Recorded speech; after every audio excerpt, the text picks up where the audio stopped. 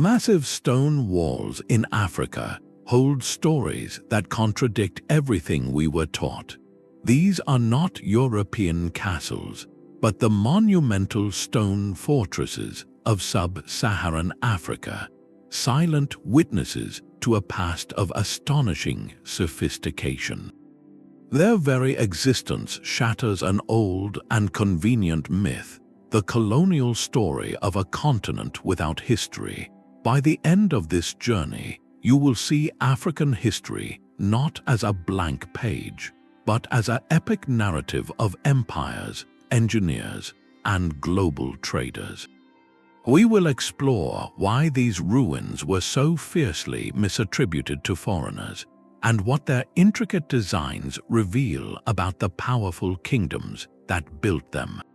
How much of what you know about the past is built on a foundation of deliberate silence? The sun beats down on walls of fitted granite, stacked so precisely a blade of grass cannot slip between the stones. This is the Great Enclosure of Great Zimbabwe, a labyrinth of curving walls and a towering, solid cone that has watched over the Highveld for nearly 1,000 years.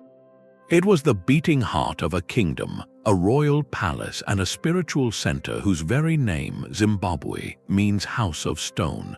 For the people who built it, starting around the year 1100, it was a testament to their power, their faith in their ancestors, and their connection to a world far wider than we once believed. Within these silent corridors, archaeologists have unearthed fragments of Chinese celadon porcelain and delicate glass beads from the Arabian Peninsula. These are not the trinkets of an isolated people, but the receipts of a capital city plugged directly into the vast trade networks of the Indian Ocean. Great Zimbabwe was a global player, a kingdom that grew wealthy by trading gold, ivory, and copper with merchants from distant shores. Yet when European explorers first stumbled upon these ruins in the late 19th century, they saw something entirely different. Confronted with a scale of architecture that defied every colonial stereotype of African society, their minds reached for any explanation except the obvious one. They spun tales of a lost white civilization, attributing the walls to the biblical Queen of Sheba or to ancient Phoenician traders. One early theory even suggested it was a copy of King Solomon's mines. This was not just a case of mistaken identity, it was a willful act of historical erasure. As archaeologist Peter Garlake powerfully argued, these fanciful theories were rooted in a racist ideology that could not and would not grant African people the agency of their own magnificent history. To admit that local Shona masons had perfected this dry stone technique, balancing granite blocks with nothing but skill and gravity, would have shattered the colonial narrative of a continent waiting for civilization to be brought to it.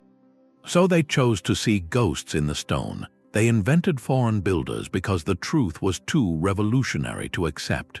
Why was the idea of indigenous African genius so threatening?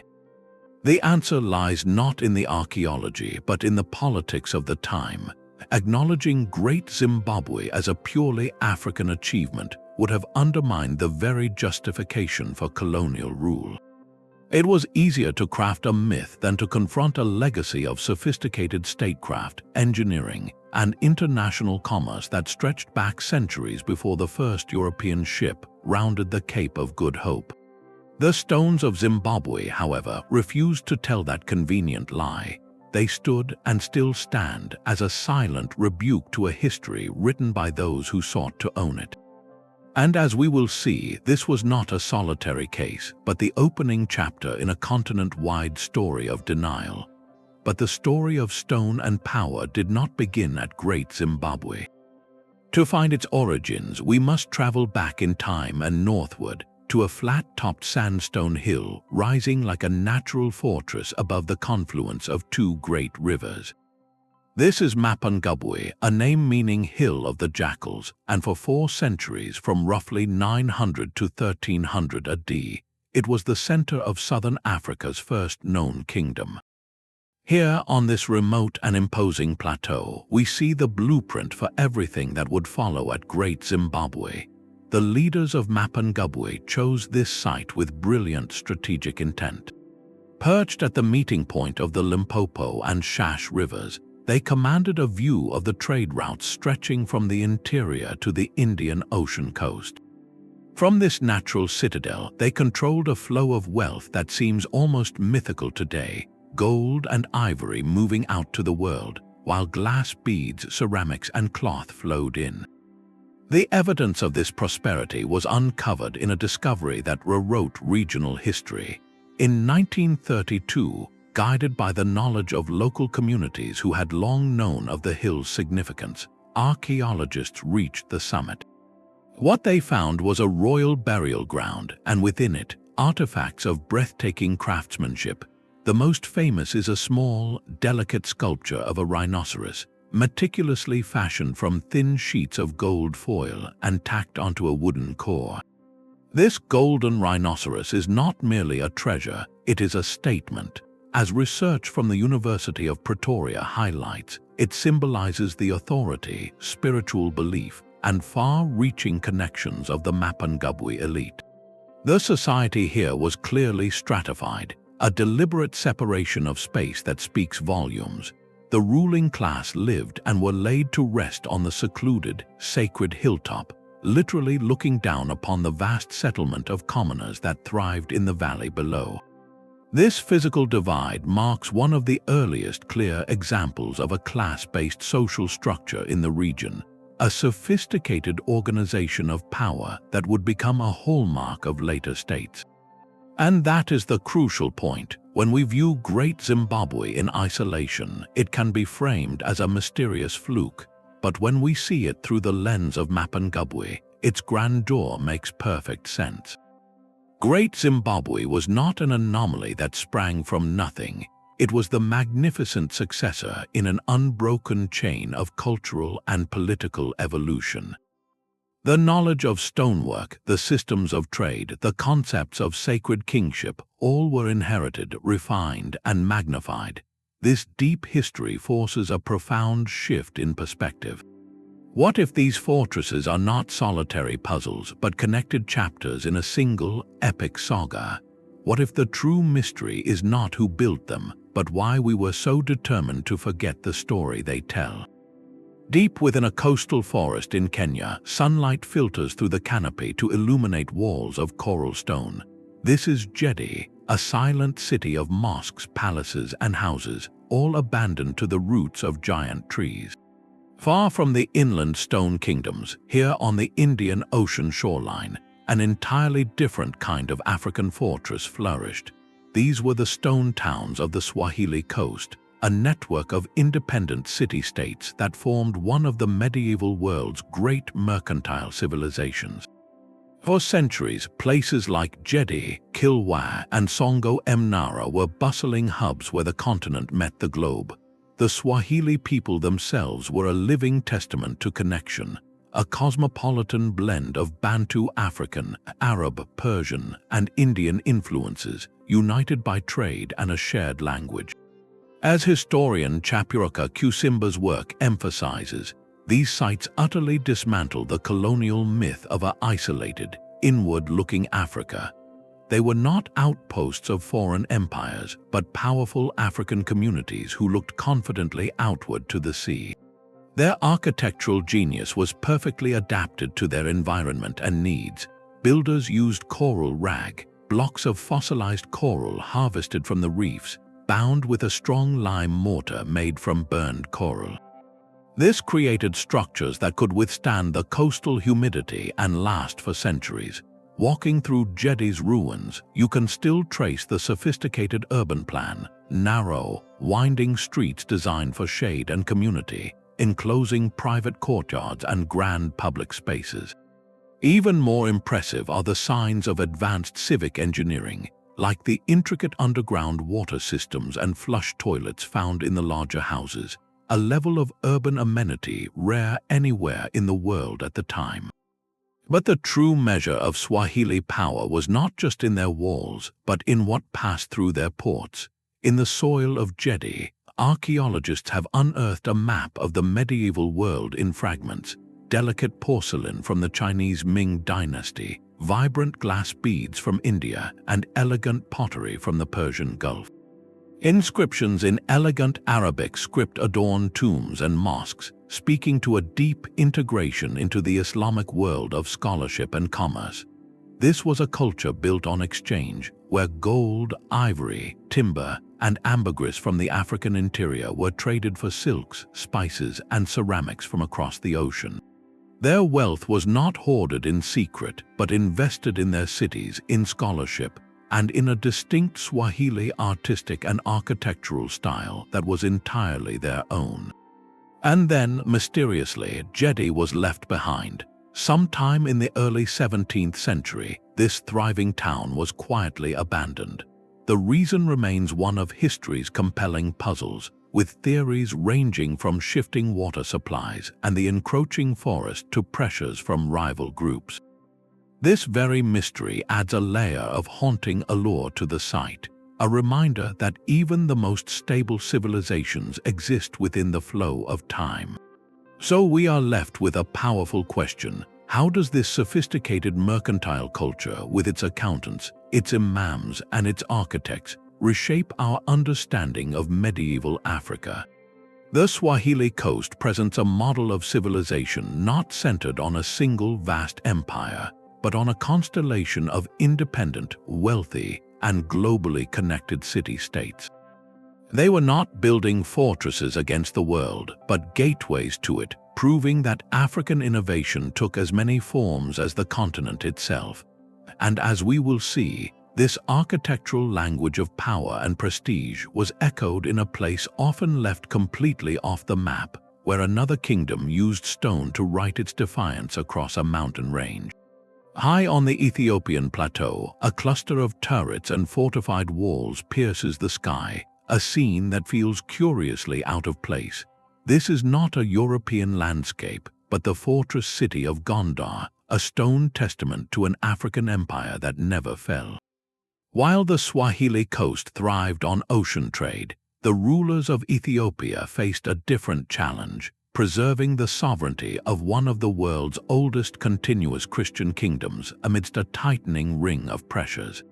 From the 17th century onward, Gondar's rulers answered with stone, constructing a capital of such imposing grandeur it became known as Africa's Camelot. The Royal Enclosure, or Fasal Gebi, is a walled compound containing a stunning collection of castles, banqueting halls, and libraries.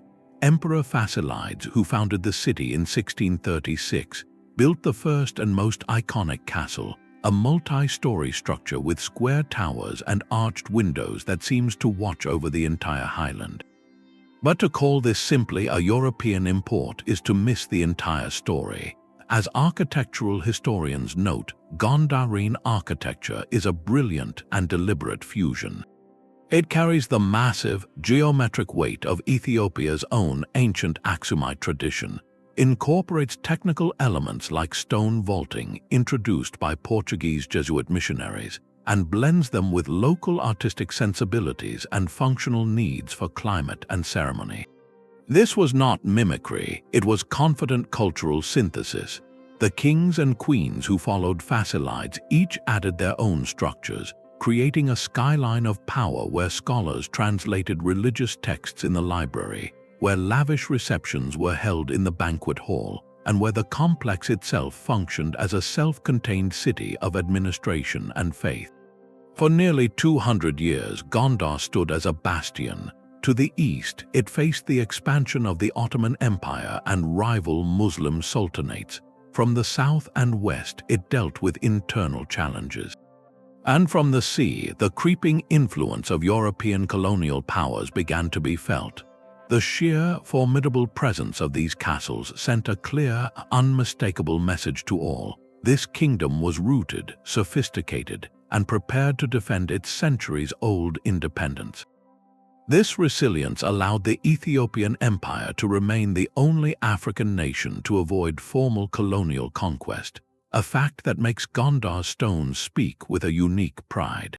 So we must reframe the question these castles pose. It is not, why do they look European? The true inquiry is, what does it mean for a powerful African empire to consciously select foreign ideas, to adapt and remix them into something entirely new and sovereign? Gondar represents a narrative not of outside influence but of self-determined choice.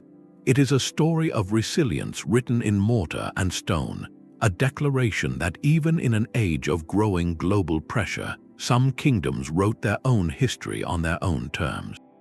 And this architectural confidence raises a final, haunting possibility. What if the greatest stone mysteries are not the famous ones, but those still hidden, waiting to rewrite our understanding from the ground up? Across a vast, sun-baked plain in West Africa, the earth itself seems to have sprouted rows of silent, sentinel stones. This is the Senegambian stone circle region, where over 1,000 megalithic monuments spread across an area larger than many modern nations. For nearly 2,000 years, from roughly the 3rd century before the Common Era to the 16th century AD, communities here engaged in a monumental project of landscape engineering. These are not the towering walls of Great Zimbabwe or the coral palaces of the coast, but something equally profound, a fortress of memory built not for war but for eternity. As recognized by UNESCO, this zone contains the highest concentration of stone circles found anywhere in the world, a fact that immediately dismantles any lingering idea of sparse or transient societies in pre-colonial Africa. The builders quarried iron-rich laterite stone, carving it into cylindrical or sometimes multi-sided pillars, some standing over 2.5 meters tall. These pillars were then arranged into precise circles, often surrounding a central burial site.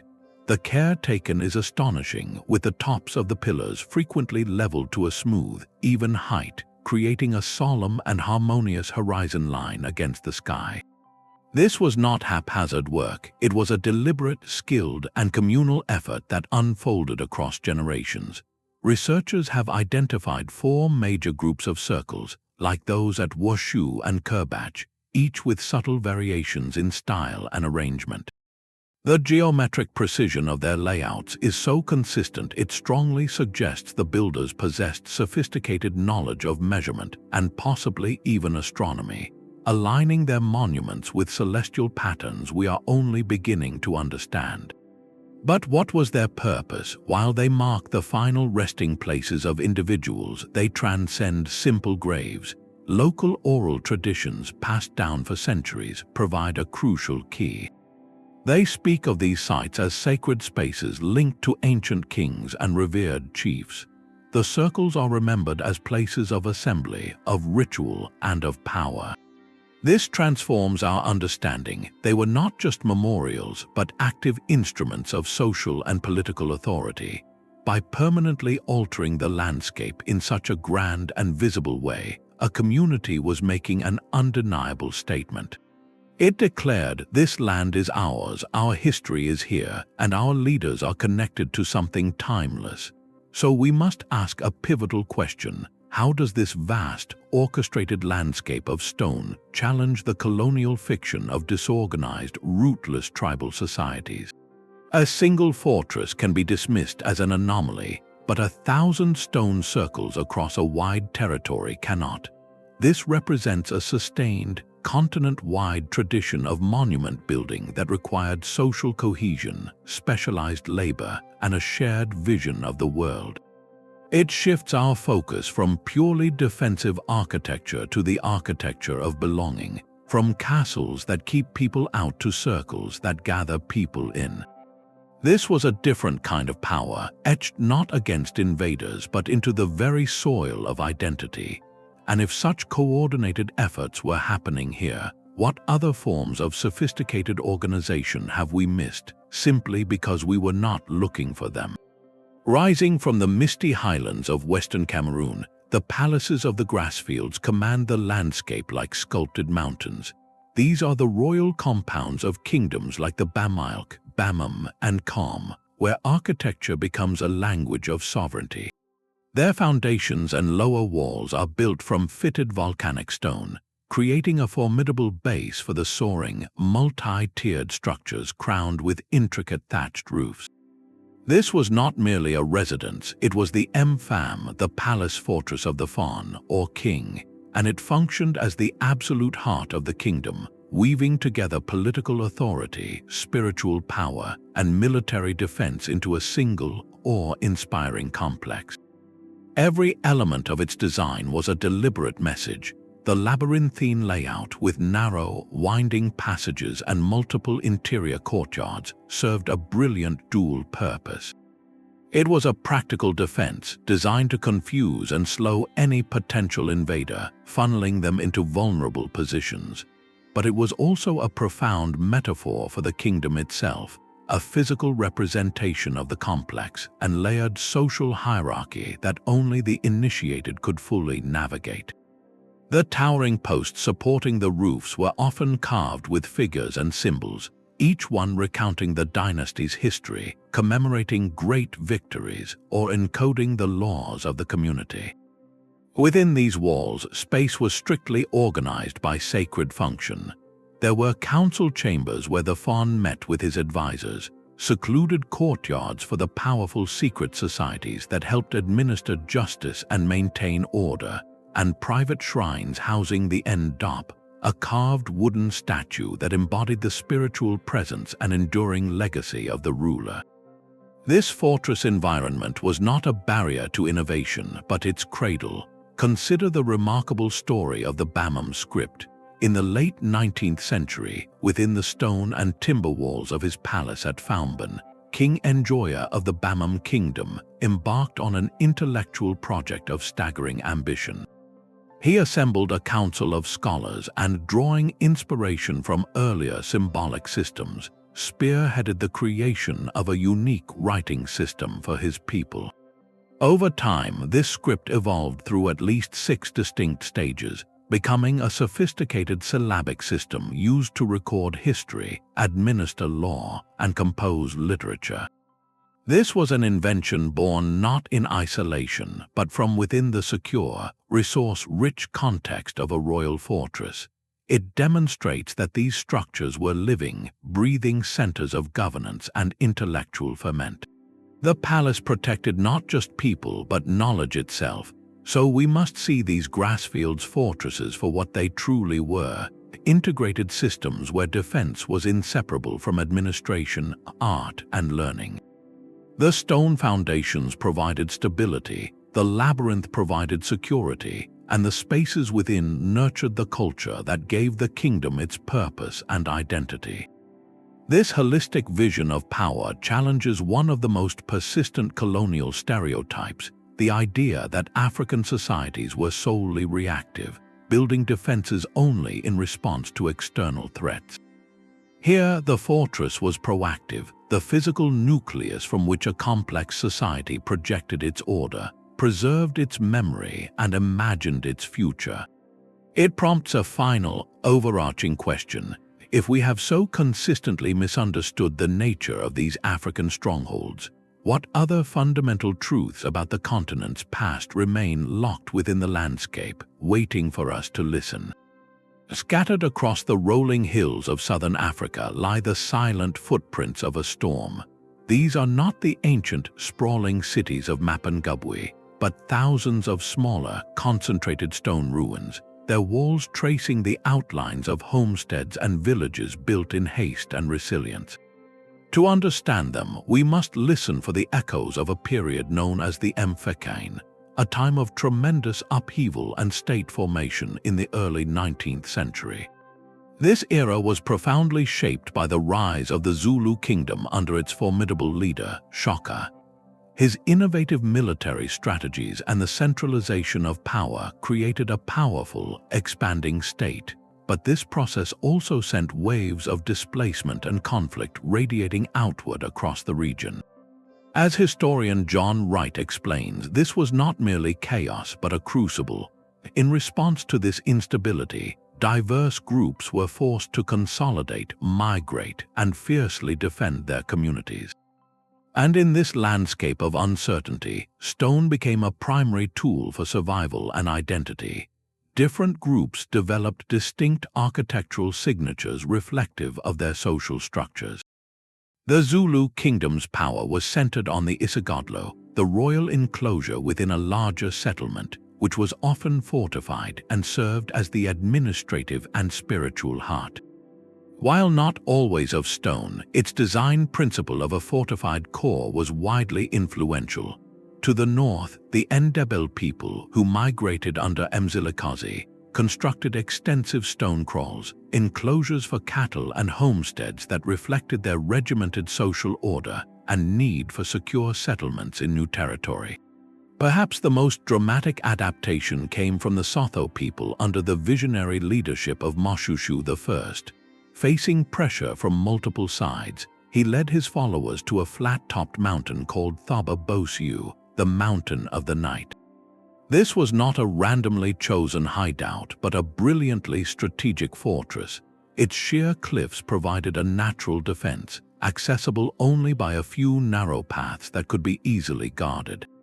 On the summit, Moshoeshoe's people built their homes, often with stone basing for their traditional huts, creating a secure stronghold. From this impregnable base, he skillfully negotiated with both Boer trekkers and British colonial forces, using the mountain's reputation as an unassailable refuge to forge a new Sotho national identity. Thaba Bosiu was never taken by force, becoming a powerful symbol of determined sovereignty, so we must reframe our view of these countless stone ruins. They are more than just strongholds built in fear. Each wall represents a decision, a statement of a community choosing to root itself deeply into the earth during a time of profound change. They were instruments of new political identities being forged under pressure.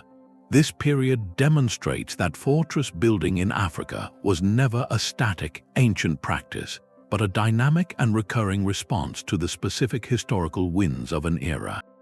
It shows communities using the very landscape to write their own future. And if these stones tell a story of resilience in the face of upheaval, what deeper, older stories might they be built upon? What if the ground beneath these 19th century walls holds secrets from a much more ancient chapter of human ambition? While Great Zimbabwe's walls speak of raw, monumental power, its successor state chose a different language entirely, one of intricate beauty and layered complexity. Near modern-day Bulawayo, the ruins of Khami rise on a terraced hillside, their stonework adorned with dazzling geometric patterns, chevrons, checkered designs, and herringbone motifs that ripple across the ancient walls. This was the capital of the Torwa state, a civilization that emerged after Great Zimbabwe's influence waned, and it represents not a decline but a brilliant architectural evolution. Where its predecessor emphasized vast, imposing enclosures, Khami's builders mastered the art of the terraced platform, carving the hillside into a series of leveled courtyards and retaining walls that turned the entire slope into a structured masterpiece. The stonework here is famously decorative, a clear shift from pure monumentality to an aesthetic that communicated status and sophistication. As architectural historians point out, this distinct Khami style did not vanish. It echoed through time, influencing the later stone structures of the Rosvi and even the Ndebele kingdoms, creating a visible lineage of design across centuries. The site itself is a model of sophisticated urban planning. It was not a single palace but a complex of interconnected areas, each with a dedicated purpose.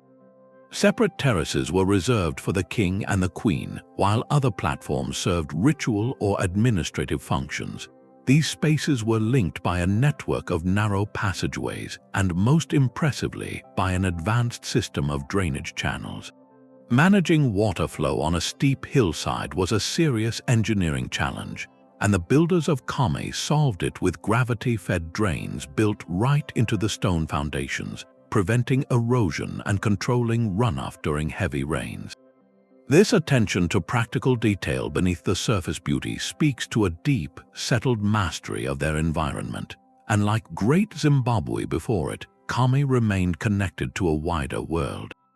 Excavations have unearthed fragments of 16th-century Portuguese porcelain and other imported goods, proving that long-distance trade networks persisted, adapting to new political centers. This evidence forces us to reconsider a simple narrative of rise and fall, suggesting instead a transfer of power and a continuity of economic life. So we must ask, what does this architectural shift truly signify? When a culture moves from building towering, solid walls to crafting delicate, patterned facades, what changes in the heart of its kingdom? The move from the monumental to the intricately decorative might signal a change in how power was projected, from overwhelming awe to a more refined display of wealth and cultural capital. It suggests a political elite confident enough to invest in beauty, to encode their identity in patterns of stone. Khami stands as a powerful reminder that innovation in African stone construction was a living tradition, constantly adapting and refining itself long after the zenith of its most famous predecessor. These magnificent ruins presented colonial observers with an impossible puzzle. European explorers, administrators, and even early archaeologists wrote of their profound bafflement when confronted by Great Zimbabwe or the Swahili stone town. Their own travelogues and reports are filled with a telling confusion, a refusal to accept the evidence before their eyes. The stones did not fit the story they had come to tell. And so, rather than rewrite their story, they invented a new mystery. The answer they crafted was not based on archaeology, but on a pervasive and poisonous ideology known as the Hamitic myth. This theory, a cornerstone of colonial thought, insisted that any sign of advanced civilization in Africa, any complex state or impressive architecture, could not possibly be the work of Black Africans. It had to have been introduced from the outside by a vanished race of more civilized, usually lighter-skinned people. This is what scholars call diffusionism, the belief that culture and innovation could only flow in one direction, from a presumed European or Near Eastern center outward to a passive, waiting world. Listen to the language used by figures of the time. The British archaeologist Gertrude Catton Thompson, who later helped disprove these myths, noted the prevailing attitude in her era. Earlier writers had declared the ruins to be clearly un-African. A colonial administrator in Rhodesia, writing in an official publication, stated it was impossible to believe that such a work could have been done by natives. The official government guidebook for Great Zimbabwe, used for decades, explicitly told visitors the site was built by ancient peoples from the north, carefully avoiding any mention of local Shona origins. The proposed builders were a shifting cast of foreign ghosts, Phoenicians, Arabs, the Queen of Sheba, even a lost tribe of Israel. Each theory served the same purpose: to sever the connection between the African people living around the ruins and the genius that created them. This was not an academic debate, it was a political necessity. By denying authorship, colonial powers could deny history itself. If the local population had no history of complex statehood, of engineering, of global trade, then they were framed as people without a past worthy of respect, people who needed the guidance and control of outside rulers.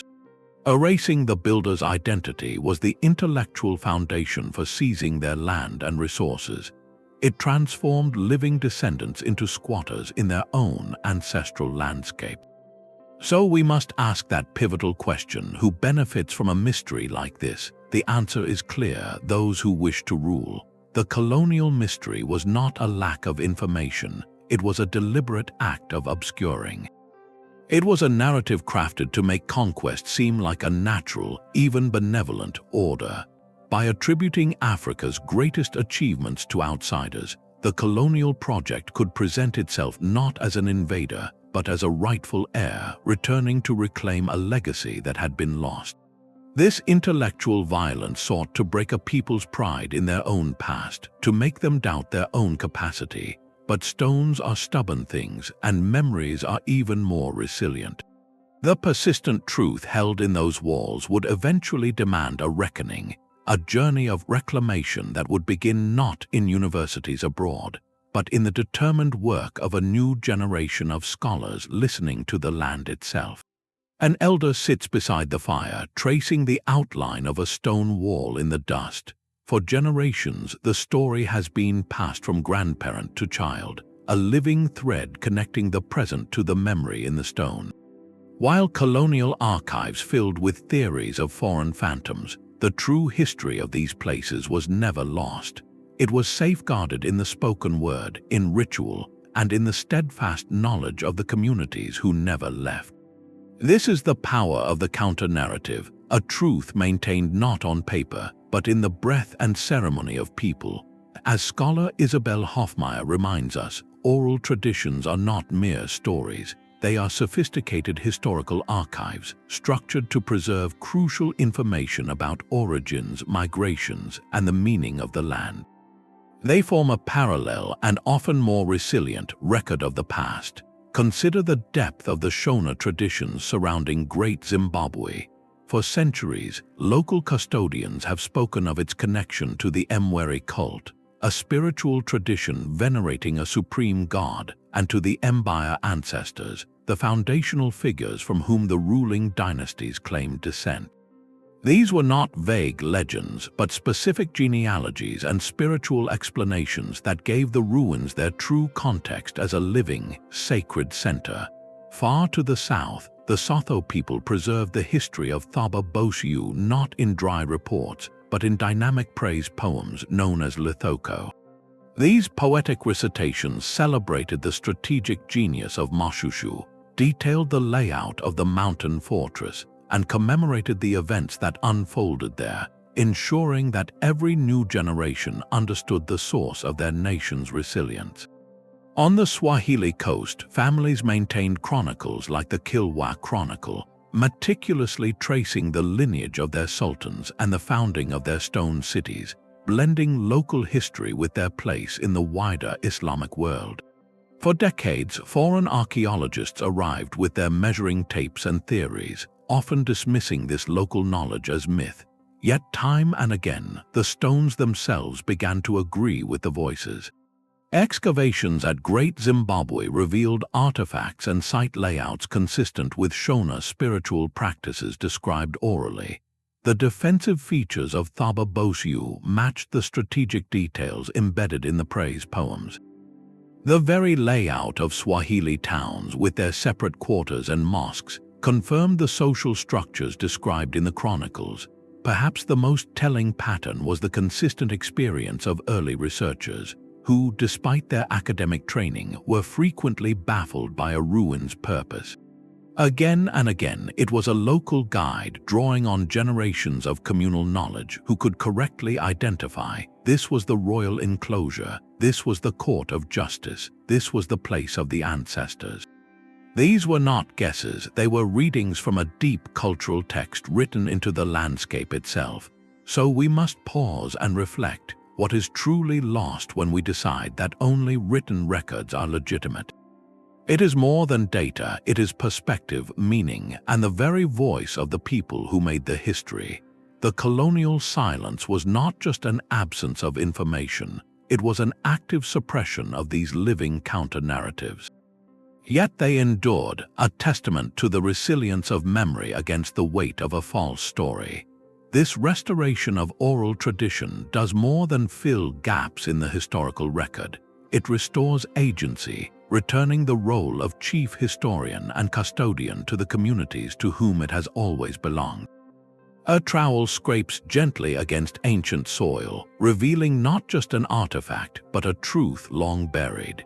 From the 1960s onward, a quiet revolution began in the dust of these ruins, led by a new generation of archaeologists armed not with preconceptions, but with scientific tools and a commitment to listening.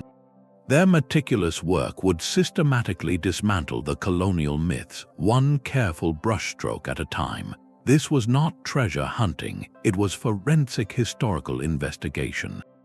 The key was in the methodology, a shift from seeking grand trophies to understanding the everyday life that built these places. Archaeologists like Thomas Huffman approached sites like Great Zimbabwe not as puzzles to be solved by outsiders, but as complex texts to be read from the inside out. His groundbreaking work focused on spatial symbolism, analyzing how the layout of walls, entrances, and enclosures mirrored the social and spiritual world of the Shona people. He demonstrated that the separation between the Great Enclosure and the hill complex reflected a profound cultural logic, a division between royal court and sacred ritual space that was deeply indigenous in its conception. This was interpretation rooted in cultural context, not foreign fantasy. The proof, however, lay in the hard, physical evidence uncovered through rigorous science. Techniques like radiocarbon dating allowed researchers to finally anchor these sites in time, measuring the decay of carbon in organic materials like charcoal or bone to establish firm construction dates that placed Great Zimbabwe and Mapungubwe squarely in their African millennium. Stratigraphy, the study of soil layers, became a timeline in the earth, showing the sequence of occupation and proving these were not brief outposts but thriving, evolving communities. Perhaps most compelling was material analysis. In the laboratories, fragments of pottery were studied not just as art, but as cultural fingerprints. The distinct styles and decorative techniques showed clear sequences of development, a continuous thread of local artistic tradition that connected sites across centuries, visibly linking Mapungubwe to Great Zimbabwe and then to Khami. This was a story of inheritance, not replacement. Breakthrough discoveries emerged from this careful scrutiny. At Mapungubwe, crucibles and slag, the residue of high-temperature industry, provided irrefutable evidence of local gold smelting. This proved the kingdom was not just trading raw gold, but processing it, mastering the technology to transform ore into wealth. At stone sites across the region, the analysis of tool marks on granite blocks revealed the specific techniques of local masons, showing how they quarried and shaped stone with nothing but simpler, harder stones and immense skill. Each excavation at a place like Khami peeled back layers of history, revealing how the site developed over generations, with new terraces and more elaborate decorations added over time, evidence of a living, adapting capital. This new archaeology stood in stark contrast to the older, biased methods.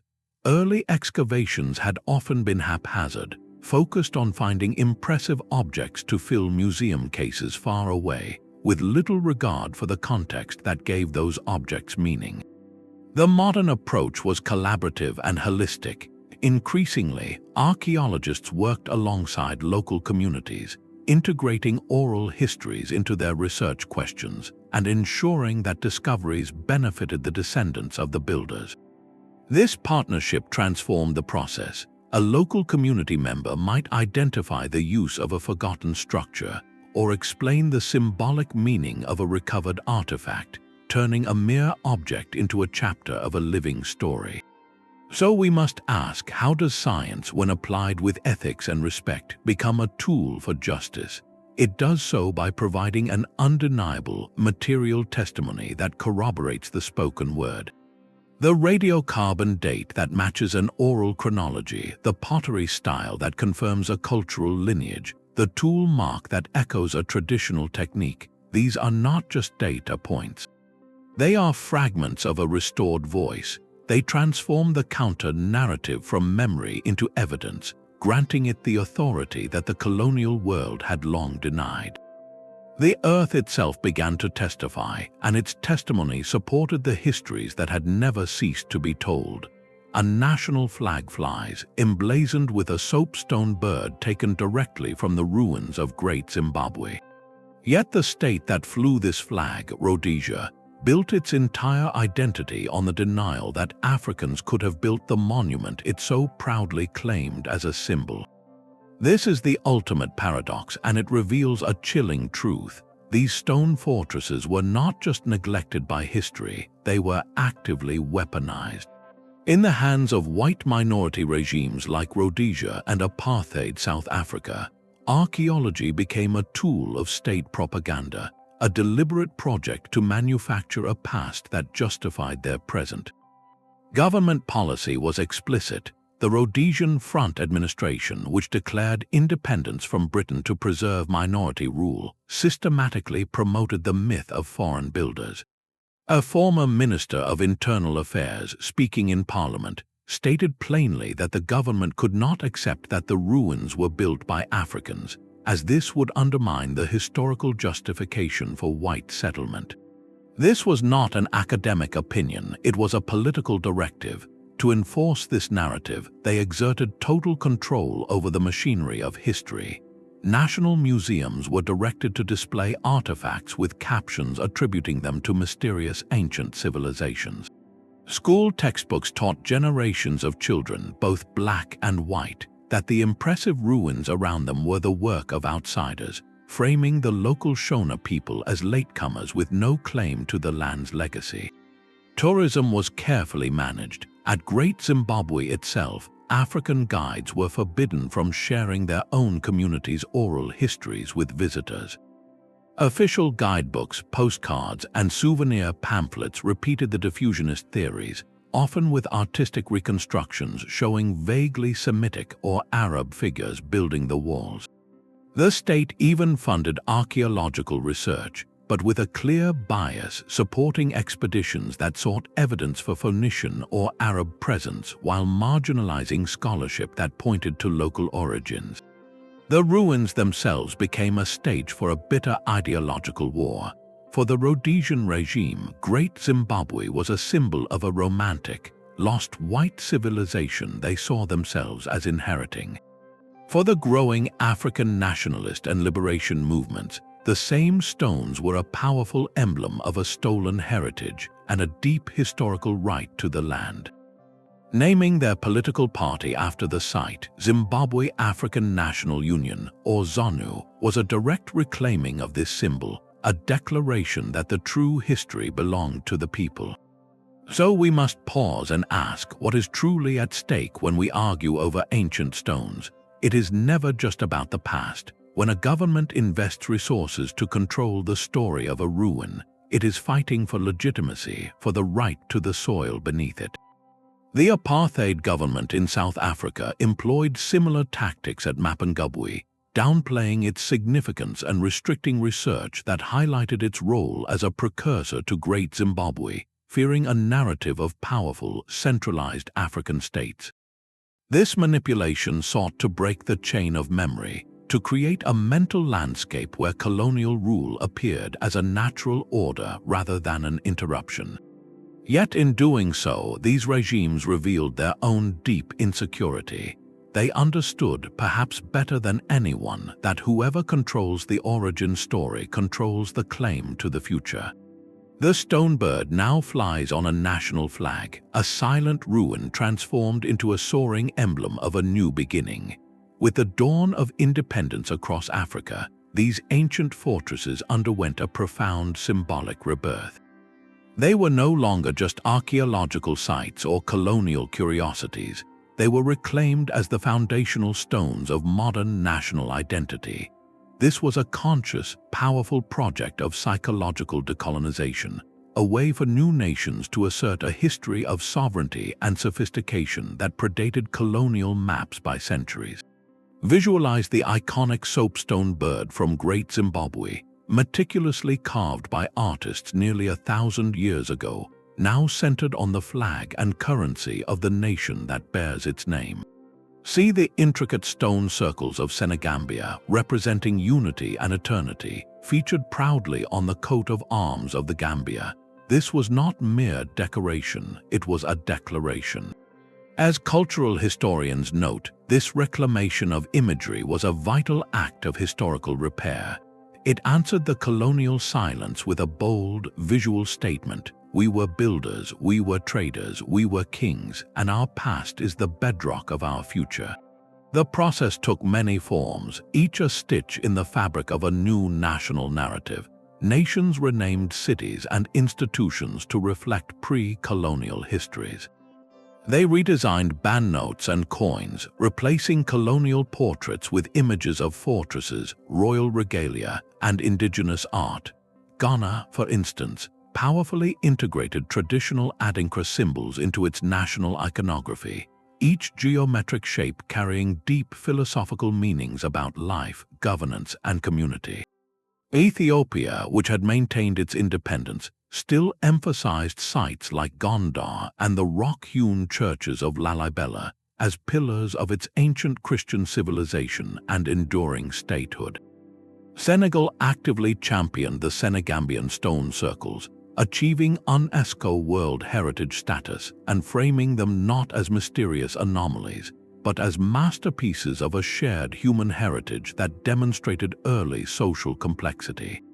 This symbolic shift was deeply felt by citizens, for generations told their history began with colonization. Seeing their own ancestral achievements stamped on a passport or printed on money was a transformative act of dignity. Yet this reclamation came with its own complex set of challenges. Turning a sacred site or ancient capital into a national symbol often required navigating difficult tensions.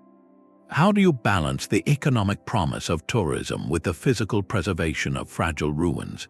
How do you respect the ongoing spiritual significance a site may hold for local communities, for whom it is a living place of ritual, not a frozen museum piece? The debates around the restoration of the Great Enclosure at Great Zimbabwe were particularly heated. Some argued for stabilization to prevent further decay, while others cautioned that any intervention, especially using modern materials like concrete, could alter the site's authenticity and spiritual integrity. These were not just technical disputes, they were conversations about who had the right to interpret and care for this legacy. This leads us to a reflective and necessary question.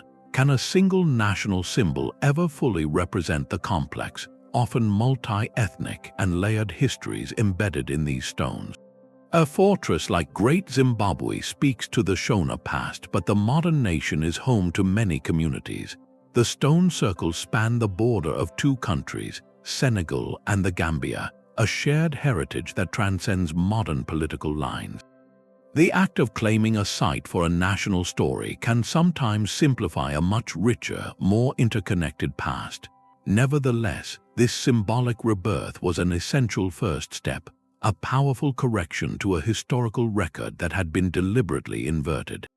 It allowed history to be actively rewritten, not as a foreign import, but as a native foundation for a future finally being built on its own terms.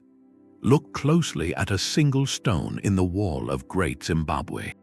Its surface is not rough and random, but deliberately shaped, its edges dressed by countless patient strikes until it fits seamlessly against its neighbor without any mortar at all. This is not just construction, it is communication. The silent language of stonework speaks volumes about the society that raised it, telling us of their priorities, their power, and the very structure of their daily lives. To understand these fortresses fully, we must learn to read their architecture as an anthropologist would, seeing built space as a direct reflection of social order. One of the most powerful concepts here is known as costly signaling. When a society invests thousands of hours of skilled labor, not for practical defense alone, but to create monumental, non-functional grandeur, it is sending an unmistakable message. The sheer scale of the Great Enclosure, requiring the quarrying, shaping, and transporting of millions of granite blocks, was a spectacular display of a king's ability to command labor and resources. It signaled stability, wealth, and a power so secure it could afford to invest in permanence and awe. This is a global language of authority, seen in pyramids and cathedrals the world over, and these African rulers were fluent in it.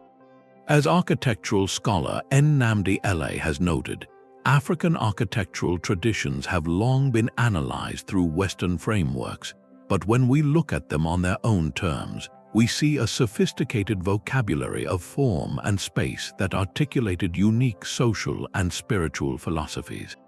The variations in style across different sites are like regional dialects of this language. Compare the towering, imposing, and relatively blank walls of Great Zimbabwe's sacred spaces to the intricate, decorative checkered and herringbone patterns of Khami. The former suggests sacred seclusion, a space set apart and shielded from common view, emphasizing mystery and spiritual authority.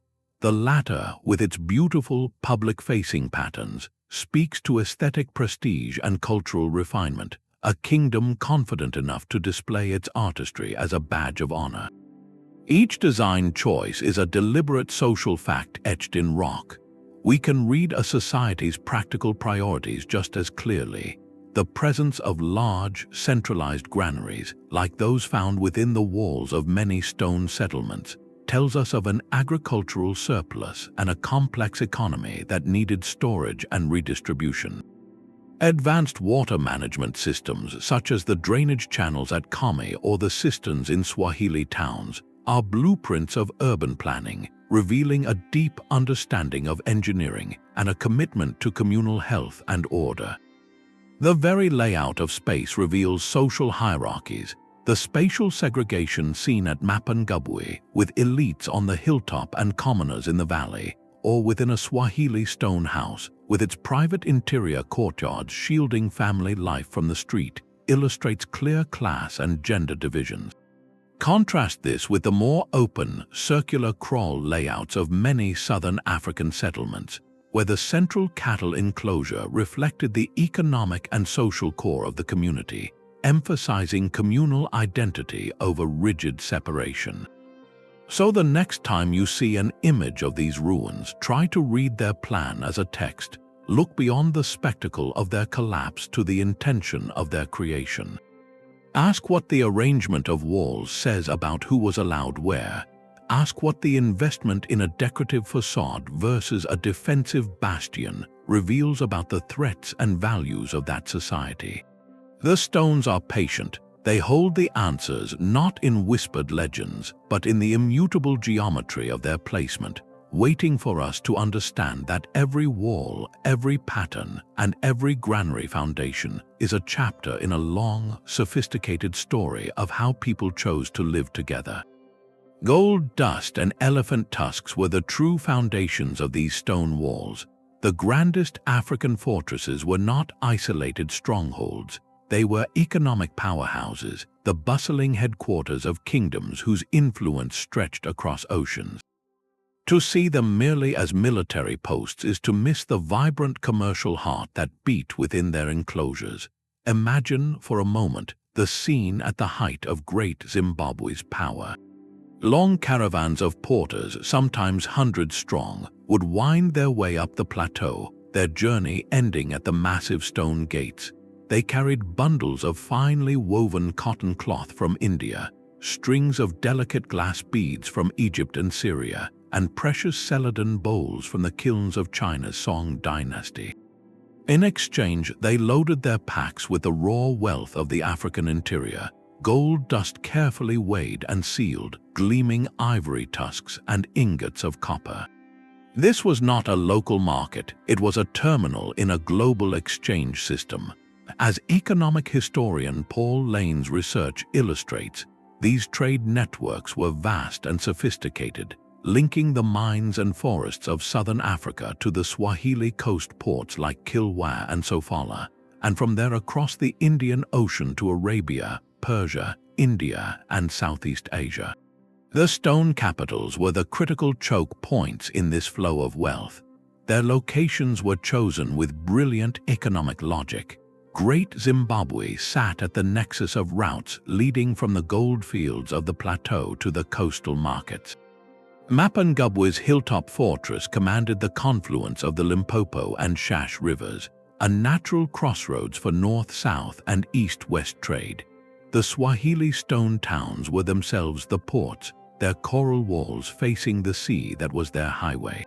Control over these nodes meant control over taxation, security, and the very terms of trade. A king who could guarantee safe passage for merchants through his territory could levy taxes on the goods, amassing the revenue needed to feed thousands of laborers and master craftsmen. This revenue stream was the fuel for monumental construction. The resources themselves were legendary. The gold fields of the Zimbabwe Plateau and modern South Africa were the engine of this economy. At Mapungubwe, archaeologists have found the earliest evidence of gold working in the region, not just as raw material but as crafted prestige objects like the famous golden rhinoceros. This signifies a move from simple trade to value-added industry. Ivory from vast elephant herds provided another stream of wealth, prized from Rome to Beijing for luxury items. Copper from Central Africa, traded southward, was essential for tools, ornaments, and as a currency in its own right. The fortresses, then, were built to protect and administer this entire economic ecosystem. They were secure vaults for treasure, administrative centers for officials who monitored weights and measures, and imposing symbols that assured trading partners of the kingdom's stability and permanence. So we must ask a pivotal question: how does this understanding of a complex, resource-based economy shatter the colonial perception of simple tribal settlements?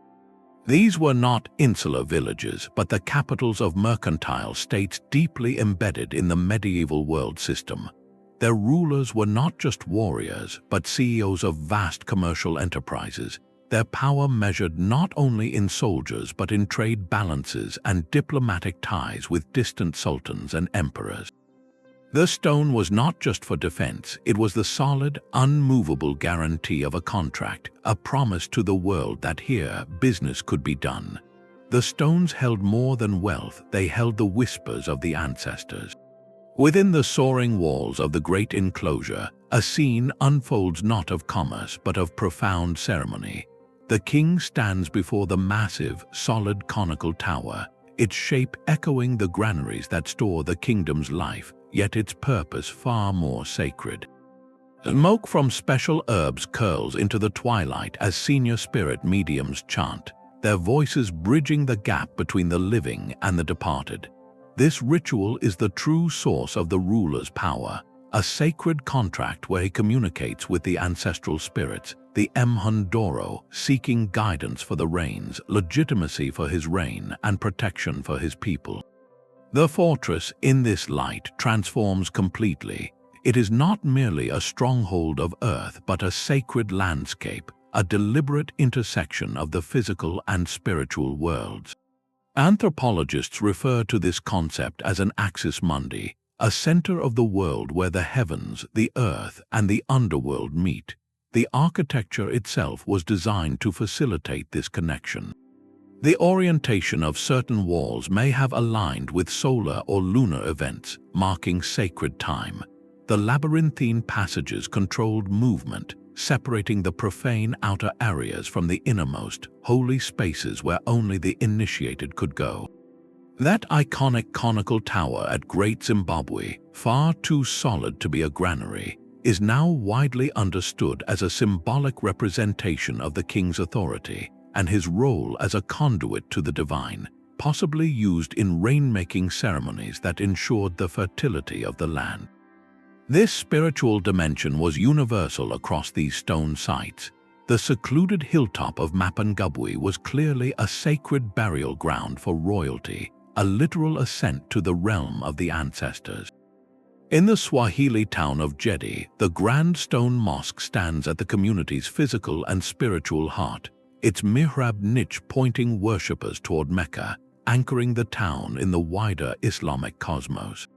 Within the royal enclosure at Gondar, magnificent churches like Deba Burhan Selassie, with its famous ceiling of angelic faces, served as the spiritual fortress of the Ethiopian state, a declaration that the empire's sovereignty was divinely ordained. Archaeological finds consistently support this interpretation. Excavations yield not just tools and trade goods, but ritual artifacts, special ceremonial pottery used in offerings, finely carved soapstone figures that may represent ancestors, and objects used for divination. Burials within these sites, often accompanied by grave goods, show a deep care for the journey into the next world and a belief in the ongoing presence of those who passed. This spiritual legacy is not confined to the past. For the Basotho people today, Thaba Bosiu remains a deeply sacred national monument. It is not just a historical fortress, but a place where ceremonies are still held, where the spirits of Moshoeshoe and his followers are believed to reside, and where the nation's identity is continually reaffirmed. This enduring connection forces a powerful reflection.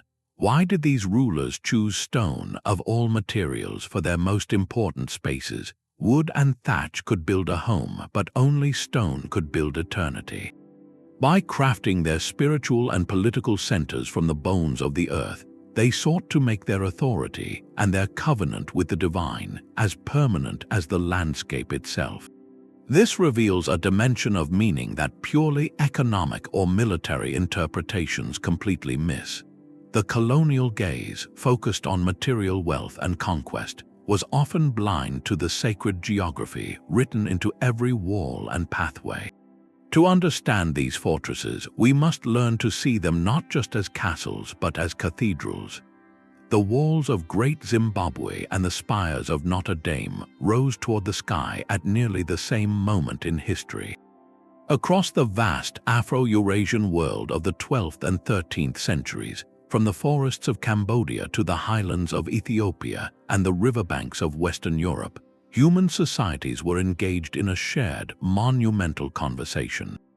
They were speaking the language of stone, using the most durable material they could master to declare their power, their faith, and their place in the cosmos. To view Africa's stone fortresses in isolation is to miss this global chorus. As historian John Thornton emphasizes, Africa was not a passive recipient of ideas from a more advanced core, but an active, integral continent within a wider medieval world system, trading goods, ideas, and architectural ambitions. When we place the Great Enclosure beside a European castle or an Angkorian temple, we are not comparing a lesser achievement to a greater one. We are comparing different dialects of the same fundamental human endeavor. The similarities are profound and telling. Everywhere, pre-industrial states chose elevated, defensible terrain, whether a Zimbabwean plateau, a French hilltop, or a Cambodian plain, transforming nature into a statement of security and dominance. Everywhere, they mobilized staggering amounts of organized labor, channeling the surplus of agriculture and trade into projects that would outlast generations. And everywhere, the primary patron was royal power, using architecture as the ultimate form of costly signaling to project authority to both subjects and rivals. Yet within this common framework, the distinct solutions each culture developed reveal their unique genius and environmental context. In Europe and the Middle East, the development of the arch and the vault allowed for vast interior spaces, leading to soaring Gothic cathedrals and domed mosques. In southern Africa, builders perfected a different art entirely, the gravity-defying dry stone technique, where granite blocks were so precisely shaped and fitted that mortar was unnecessary. The absence of arches in Great Zimbabwe is not a sign of inferior knowledge, but a brilliant adaptation to the available material and a different aesthetic priority, one focused on imposing exterior mass and sacred enclosure rather than cavernous interior volume. Their engineering solutions were equally sophisticated, just different. Where European castles relied on deep wells, African fortresses like Khami engineered intricate surface drainage systems to manage water on hillsides. Where Cambodian temples used elaborate hydraulic engineering for moats and reservoirs, Swahili towns built sophisticated cisterns and flush toilets within coral stone houses. The aesthetic goals diverged as well. The flying buttresses of Notre Dame were structural necessities transformed into breathtaking lacework of stone, aiming for vertical transcendence. The chevron and herringbone patterns of Khami were pure surface decoration, a tapestry of geometric prestige meant to be read and admired at eye level, communicating a different kind of cultural refinement.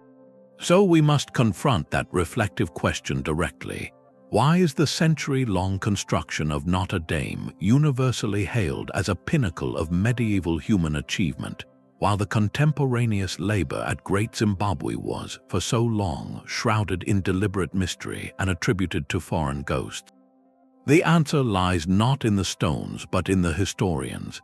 It exposes a deep-seated hierarchy of civilization that placed European expression at the apex and dismissed other forms of complexity as derivative or impossible. This comparison dismantles that hierarchy. It shows us that the drive to build the monumental is a human universal, and the specific form it takes is a fingerprint of a culture's values, environment, and social imagination. Recognizing this places the stone fortresses of Sub-Saharan Africa exactly where they belong, not as curious outliers, but as central and eloquent contributions to our shared global heritage of ingenuity. Granite is a stubborn teacher. The builders of Great Zimbabwe did not choose its massive, rounded copies by accident. They listened to the land, learning its language of stone, slope, and seasonal rain. Every fortress we have explored was not a monument built in spite of its environment, but a brilliant and necessary conversation with it. Architecture here was a practical response to geography, geology, and climate, a testament to a deep indigenous knowledge of place. The very form of these structures was dictated by the ground beneath them. In the savannas of southern Africa, where granite domes erupt from the earth, masons perfected dry stone walling, using the abundant, durable rock to create walls that needed no mortar. On the Swahili coast, builders turned to the sea itself for material, harvesting fossilized coral rag from offshore reefs. This coral stone was relatively soft when quarried, allowing it to be cut into precise blocks, yet it hardened upon exposure to air, creating a perfect, locally sourced building material that could withstand the salt air and humidity. In the Ethiopian highlands, rulers of Gondar used readily available volcanic stone, its density providing both formidable defense and natural insulation against the cooler mountain temperatures. Geoarchaeologists studying these sites note that the choice of material was never random. It was a calculated engineering decision based on workability, durability, and symbolic weight, using what the immediate landscape provided to create something enduring. This environmental dialogue shaped function at every level. The most obvious example is the use of naturally defensible terrain. Mapungubwe's flat-topped hill was a ready-made citadel, its steep slopes a primary defense long before the first stone was laid. Centuries later, Mashushu would employ the same logic at Thaba Bosiu, his mountain fortress, but the conversation went far beyond simple defense. At Khami, built on a steep hillside, engineers faced the constant threat of erosion from seasonal downpours. Their ingenious solution was a system of tiered stone terraces. These terraces did more than create level platforms for building. They acted as massive retaining walls, controlling water runoff and preventing the entire hillside from washing away. This was landscape engineering of a high order, a direct and sophisticated response to a specific climatic challenge. Similarly, the thick stone walls of these complexes served a dual purpose. While they deterred attackers, they also provided crucial thermal mass, absorbing heat during the day and slowly releasing it at night, creating a more stable and comfortable interior climate in regions with sharp temperature swings. Even the abandonment of some sites whispers of this environmental relationship. While conflict and shifting trade routes played their part, researchers also see the fingerprints of ecological change. At the great Swahili town of Gedi, some theories suggest that a combination of factors, including the silting up of a crucial creek or local deforestation altering water tables, may have contributed to its gradual desertion. This is not a story of failure, but a reminder that even the most stable societies exist within a delicate balance with their ecosystem. It challenges the old colonial notion that these were permanent, unchanging civilizations, instead showing them as dynamic entities adapting to, and sometimes being reshaped by their environment. So we must ask a reflective question: what does it mean to see a fortress not as an imposition on the wilderness, but as an extension of it? It means recognizing that these builders were not conquering nature, but collaborating with it. Their environmental knowledge was encoded in the orientation of a wall to catch a cooling breeze, in the channel carved to direct a downpour, in the very quarry selected for its grain and strength. This deep, place-based wisdom turns each stone from a simple block into a word in a long conversation between a culture and its home. A grinding stone sits in the corner of a stone enclosure, its surface worn smooth by 1,000 daily meals. Within these monumental fortresses, life unfolded in rhythms defined not just by kings and trade, but by the quiet, essential labor of countless individuals, many of them women. To move beyond the stones to the people, we must listen for the echoes in the archaeological record that speak of gender, of daily work, and of spaces carefully divided by social rules. Feminist archaeologists have led this crucial shift, challenging interpretations that saw only palaces and armories, and asking instead, where did the potters work, where did the weavers sing, where did the rulers' wives and sisters wield their own forms of influence? The answers are found in the artifacts often overlooked in early excavations, the humble tools of sustenance and creation. In the shadow of a great wall, spaces were meticulously organized.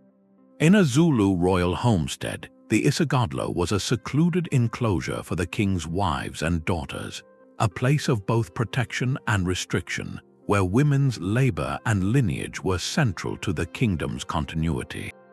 In a grand Swahili stone house, separate quarters and private interior courtyards provided secluded spaces for women of the family, in accordance with social and religious norms of the time.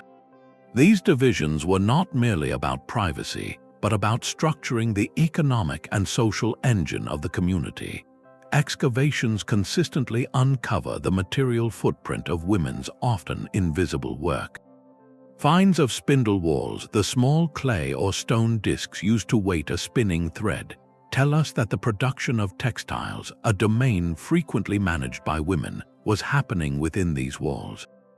Grinding stones for processing grain speak to the endless task of food preparation that fed the laborers, the soldiers, and the elite. The discovery of fine pottery, sometimes with distinct decorative styles, hints at specialized craft areas where skilled artisans, who may often have been women, produced the vessels for both daily use and ceremonial prestige. This archaeological picture finds powerful resonance in the historical record of figures who defied narrow expectations. Consider Queen Nzinga Mband, the brilliant 17th century ruler of the Ndongo and Matamba kingdoms in modern-day Angola. She did not merely reside in a fortress, she operated from a series of strategic mountain capitals, using them as bases for diplomacy, warfare, and resistance against Portuguese colonization. Nzinga's court was a center of political and military strategy where she commanded armies, negotiated treaties, and shaped the destiny of her people. Her story, exceptional in its detail but not in its premise, forces us to re-examine every stone enclosure for similar, perhaps less recorded, expressions of female authority. Could a certain secluded courtyard have been a queen's advisory chamber? Could a workshop yielding exquisite jewelry have been overseen by a master craftswoman with high status? The beads themselves tell a subtle story. The tiny glass beads found at Great Zimbabwe and Mapungubwe, imported from across the Indian Ocean, were likely incorporated into intricate regalia. Their restringing and arrangement into local patterns was probably the work of skilled women, turning global commodities into symbols of local power and identity. This brings us to a fundamental question: how does incorporating gender transform a ruin from a monument into a home? It fills the silent spaces with the sounds of conversation at a grinding stone, with the concentration of a weaver at her loom, with the political calculations of a queen in her council. It acknowledges that the fortress was sustained as much by the production in its courtyards as by the strength of its walls. This perspective does not diminish the scale of the achievement, it humanizes it. It allows us to see these places not as frozen artifacts of power, but as dynamic communities where life, in all its gendered complexity, was lived, managed, and perpetuated. And if the daily lives within these walls have been half hidden, what of the knowledge systems that designed them, the intellectual frameworks that turned stone into symbol and space into society? The master mason's knowledge died with his generation, not from natural forgetting, but from a profound and deliberate rupture. Colonial conquest did far more than misinterpret the past. It actively severed the living traditions that had built it. Across the continent, the grand, collective projects of stone construction shuddered to a halt. This was not the end of a natural cycle, but the consequence of a system designed to extract, not to build. The arrival of colonial rule brought with it a new economic logic that made the old ways of building not just difficult, but often impossible. The social cohesion and surplus labor required to raise a fortress or a terraced capital were systematically dismantled. As historian David Beach noted, the imposition of hut taxes and the forced recruitment of men into migrant labor systems created a constant drain on communities. Young men were compelled to leave their homes for months or years to work in distant mines and plantations, breaking the cycle of intergenerational learning and depriving villages of the physical strength needed for communal projects. The very idea of a community investing in its own monumental architecture became a luxury of the past, replaced by the immediate struggle to survive within a colonial economy. We can trace this rupture in specific, heartbreaking trajectories. On the Swahili coast, the vibrant stone town building boom that had flourished for centuries began to fade after the 16th century, precisely as Portuguese naval power muscled into the Indian Ocean. While not solely responsible, their aggressive tactics disrupted the delicate web of trade that had funded the coral palaces, redirecting wealth and introducing a climate of instability that made such long-term investment risky. In the Ethiopian highlands, the royal building campaigns at Gondar gradually ceased after the 18th century, not from a lack of skill, but as the kingdom turned its resources and attention inward to manage a tightening ring of internal challenges and growing external pressures, conserving its energy for preservation rather than new construction. And in southern Africa, the dynamic, defensive stone building traditions born during the Mfecane were abruptly subsumed. The independent fortresses of leaders like Mashushu were encircled and neutralized by British and Boer expansion, their strategic autonomy replaced by colonial administration. The stone walls, once symbols of sovereign choice, became historical artifacts under the control of a foreign government. Alongside this political and economic dismantling came a quiet revolution in materials and aesthetics. Colonial economies introduced corrugated iron and later Portland cement. These were marketed as modern, durable, and superior. Corrugated iron roofs replaced intricate thatch, not always because they were better, but because they were a taxable commodity that tied people into a cash economy. The knowledge of how to select the right grass, weave it into a waterproof dome, and maintain it over decades was gradually devalued, seen as primitive next to manufactured sheet metal. The collective effort of quarrying, shaping, and fitting stone for a communal hall was displaced by the purchase of cement blocks for an individual family home. The architectural priority shifted from projects expressing collective identity and longevity to structures serving immediate, individual need within a colonial wage system. This shift was psychological as much as physical. Traditional building knowledge was often dismissed by colonial officials and missionaries as backward, something to be overcome by modern education. The sophisticated environmental logic of a site like Khami, with its terraces managing water flow, was invisible to an eye trained to see only quaint native huts. This forces us to reflect on a loss far deeper than the silence of abandoned ruins. What vanished was not just the ability to build in stone, but the entire social and intellectual ecosystem that made such building meaningful. The continuity of knowledge, the ceremonies that sanctified a new foundation, the collective rhythm of a community investing in its own future monument, these were fractured. The historical injustice was not merely the theft of land or resources, but this cultural rupture, the severing of a people from the practical means of telling their own story in the most permanent medium they knew. The stones that remain, then, are not just relics of what was built, but stark markers of what was interrupted. They stand as silent questions about the paths not taken, the palaces and terraces and towns that were never raised because the hands that would have built them were sent elsewhere, and the vision that would have guided them was told it was without value. The same granite that has withstood 8 centuries now faces a new and relentless siege. Today, the greatest threat to these stone fortresses is not an invading army, but a combination of quiet erosion, thoughtless hands, and a changing sky. Preservationists now fight a battle on 3 fronts against the wear of countless feet, the greed of looters, and the unprecedented forces of a warming planet.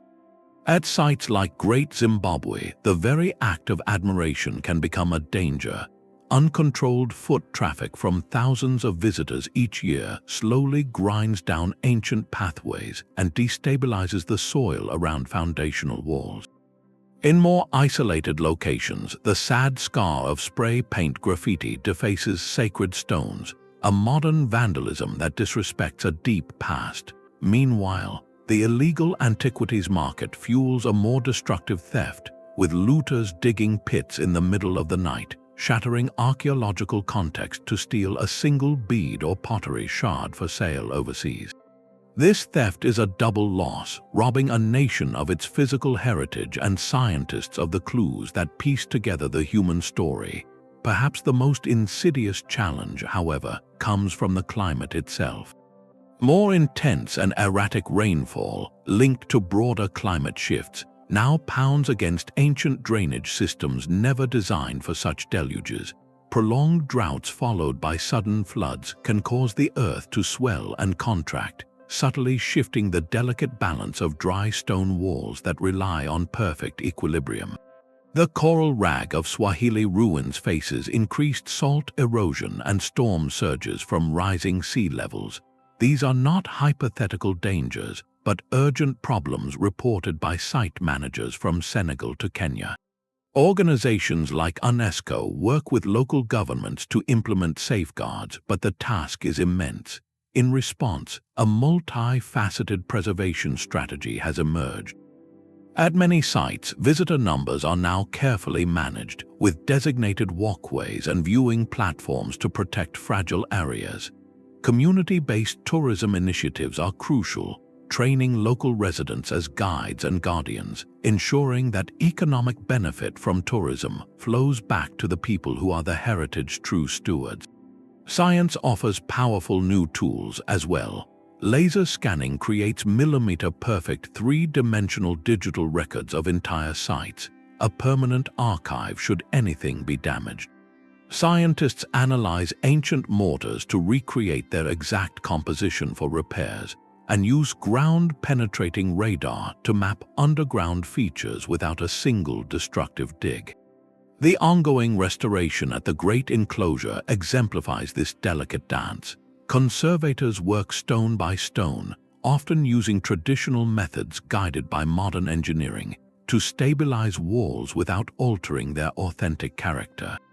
Every decision is weighed, balancing the need to intervene with the imperative to preserve the integrity of the original work. This global effort forces a profound question of responsibility. Who ultimately holds the duty to safeguard this heritage? Is it solely the nation within whose borders the stones stand, or does a legacy that speaks to all of human history create an obligation for the global community? The answer seems to lie in partnership, in recognizing that while sovereignty over these sites is local, their meaning and their vulnerability are universal. Protecting them is not an act of preserving a frozen past, but of maintaining a living dialogue with the ingenuity of those who came before us, ensuring their stones have a story to tell for centuries yet to come.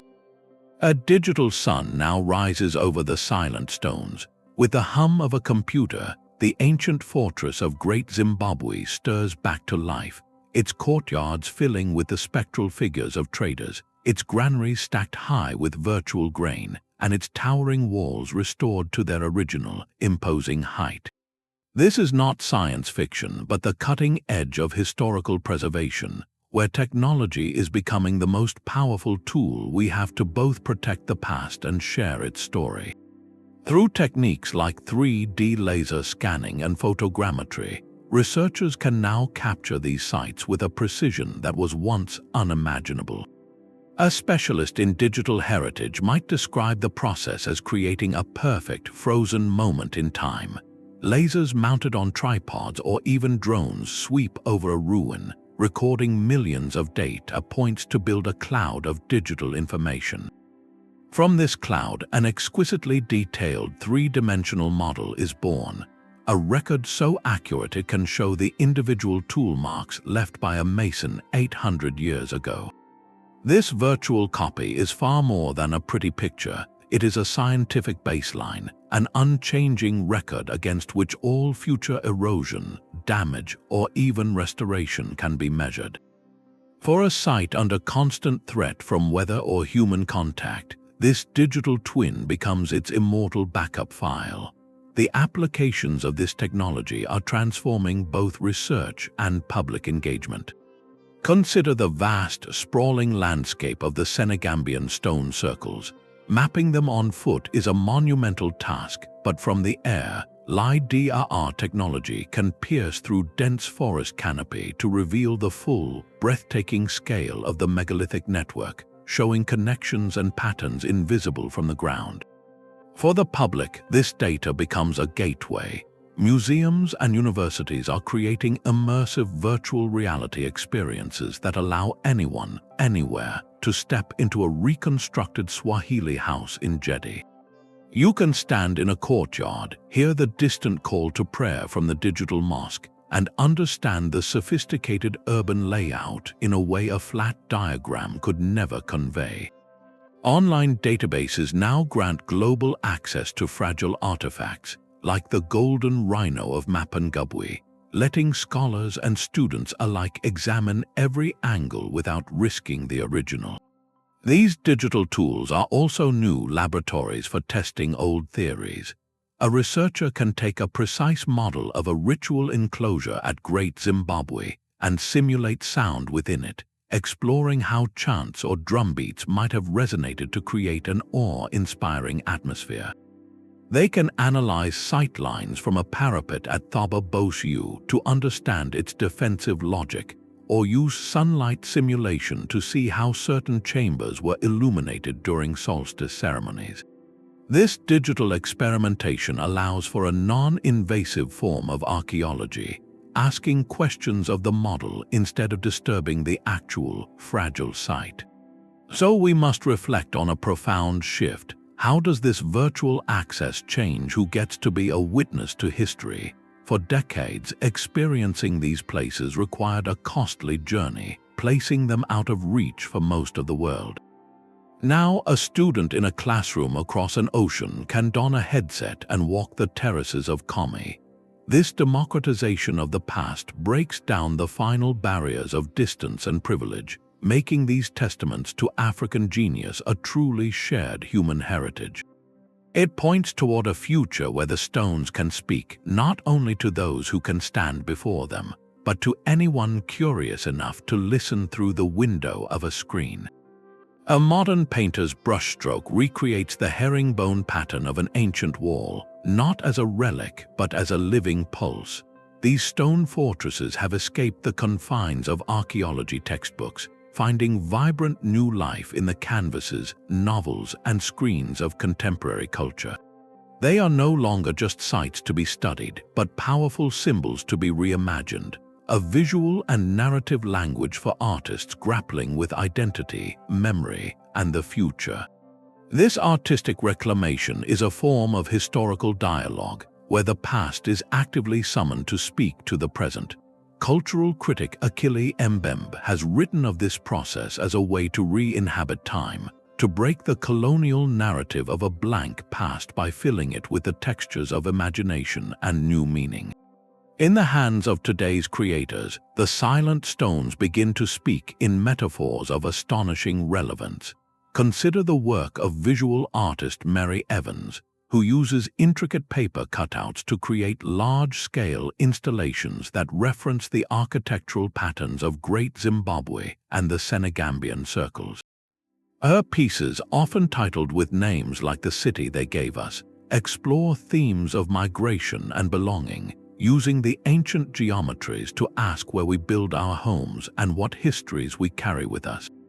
Similarly, Zimbabwean stone sculptors, working in the Shona tradition, continue to shape serpentine and springstone into forms that echo the spiritual weight and organic power of the ruins, connecting a millennia-old aesthetic to a living artistic economy.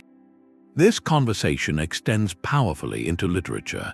Kenyan author Yvonne Oyua's novel Dust uses the layered, archaeological soil of northern Kenya as a central metaphor for a nation sifting through the fragments of its traumatic and triumphant past. While not explicitly about the stone fortresses, her literary technique mirrors the work of an archaeologist, carefully brushing away sediment to reveal interconnected histories of family, conflict, and resilience. In the realm of music and film, these sites provide more than a backdrop, they become active characters. The iconic South African musical Sarafina, while set during the anti-apartheid struggle, drew its very name and spirit from a historical consciousness of resistance, a lineage that visually connects to the defiant strongholds of a Mashushu. Music videos by contemporary African artists are increasingly filmed on location at these ruins, framing performers against the weathered stone, visually rooting modern sound in deep history. Perhaps the most forward-looking reinterpretation blooms in the genre of Afrofuturism. Here, artists and writers like the filmmaker Wanyuri Kahiu or the novelist Nnedi Okorafor often draw on pre-colonial aesthetics and architectures to imagine liberated futures.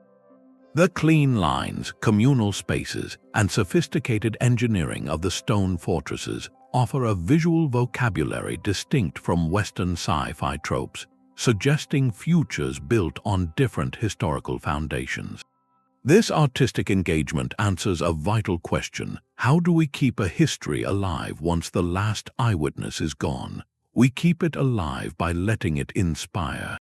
When a graphic novelist illustrates a hero standing atop the walls of Thaba Bosiu, or when a poet uses the conical tower of Great Zimbabwe as a symbol of aspiration, they are not preserving a static fact.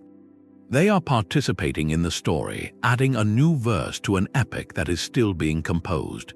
This transforms history from a closed record into an open source code, available for anyone to remix, reinterpret, and draw strength from. It proves that the most enduring legacy of these fortresses may not be in their resistance to physical decay, but in their limitless capacity to generate new thought, new beauty, and new questions for every generation that encounters them. The power to shape a future begins with the story told to a child. True historical reclamation does not end in academic journals or museum exhibits. Its most vital battlefield is the quiet space of a classroom. For generations, the textbooks placed before students across Africa and the diaspora contained a profound and damaging silence. Where the stone fortresses should have stood in full, glorious detail, there was often a blank page, a brief footnote, or a caption attributing their genius to foreign phantoms. This was not an oversight. It was the legacy of a colonial education system designed to create what Nigerian historian Toyin Falola has called a psychological gap, a deliberate disconnect between a people and the grandeur of their own past. Teaching a child that their ancestors built nothing of significance was a curriculum of subjugation, a way to make colonial rule feel like a natural, even necessary order. The consequence was a stolen sense of possibility, an internalized narrative that innovation and complex statecraft always came from elsewhere. Changing this narrative is not merely an academic update, it is an act of profound cultural and psychological repair. Educators on the forefront of this reform speak of its transformative power. Dr. Simfiu Sesanti, a professor of African philosophy, emphasizes that when a child learns that the dry stone walling of Great Zimbabwe required advanced geometry and physics, or that the terraces of Khami were feats of hydrological engineering, they are not just learning history. They are learning to see themselves as descendants of problem solvers, of visionaries, of builders. This knowledge becomes a foundational source of resilience and self-belief, an intellectual toolkit for facing modern challenges. A reformed curriculum moves beyond memorizing dates of colonial conquest to actively engaging with the evidence of pre-colonial achievement. It includes local field trips where students can touch the stones and hear the oral histories from community custodians. It involves analyzing primary sources, not just European travelogues, but the praise poems of Mashushu or the Kilwa Chronicle, teaching critical thinking by comparing narratives. Projects might task students with designing a model of a Swahili town's water system, or debating the economic policies of the Mapungubwe kingdom, making history a dynamic investigation of indigenous knowledge systems. We are not speaking of a theoretical ideal, but of active and successful initiatives. Following the end of apartheid, South Africa undertook a massive overhaul of its history curriculum, explicitly aiming to promote critical thinking and include previously marginalized perspectives. While not without challenges, this shift created space for the stories of Great Zimbabwe and the Kingdom of Mapungubwe to be taught as central to the Southern African narrative. In Ghana, textbook reforms have steadily increased content on the empires of Ghana, Mali, and Songhai, moving them from peripheral mentions to detailed chapters on governance, trade, and culture. These changes have a tangible human impact. Consider the story of a secondary school student in Harare, who, after a unit on the global trade networks of Great Zimbabwe, told her teacher she finally understood why the Chinese porcelain fragments in the museum mattered. She said it made her feel connected to a bigger story, one where her ancestors were not passive but were players on a world stage. That shift from a lens of lack to one of legacy is the quiet revolution happening in classrooms. This forces a necessary reflection for all of us, regardless of where we live. What is the story being handed to the next generation? Education holds a dual power. It can be the most effective tool for perpetuating a colonial myth, or the most powerful instrument for dismantling it. By integrating this reclaimed history into learning, we do more than fill a gap in a syllabus. We repair a fracture in identity.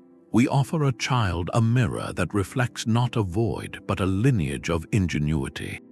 This practical implementation moves the journey from uncovering the past to actively using it to build a different, more confident future.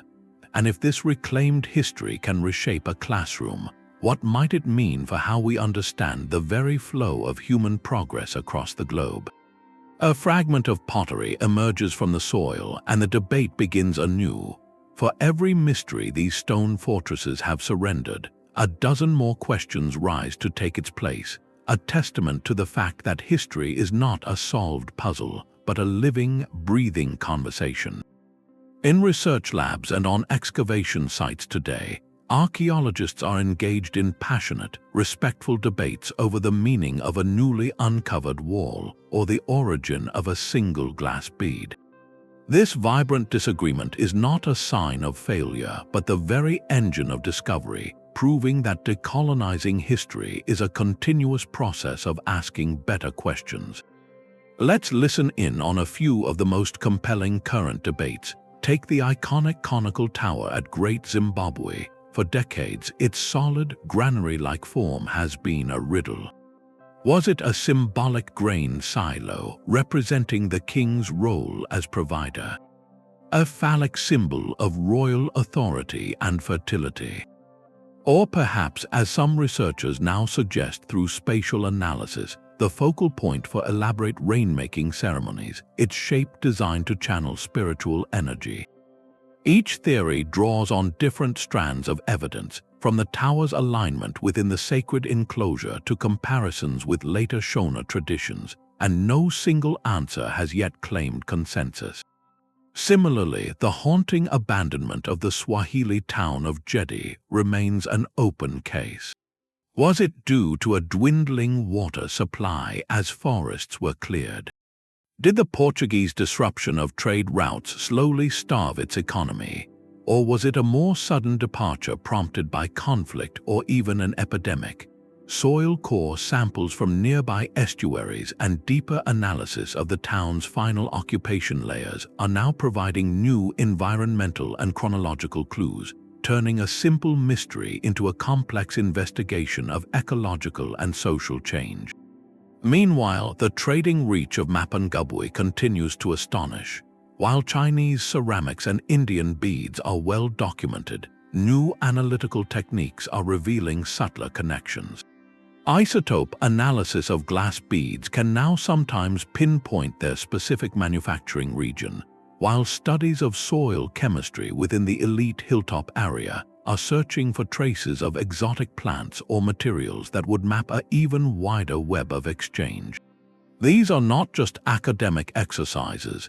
Each revised interpretation changes how we see the agency and interconnectedness of these societies.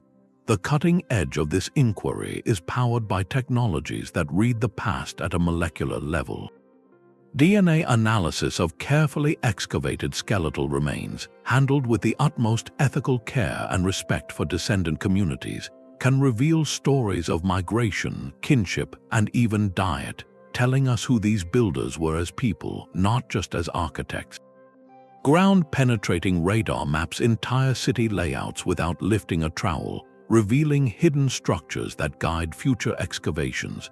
Perhaps most exciting are the ongoing digs at lesser-known sites.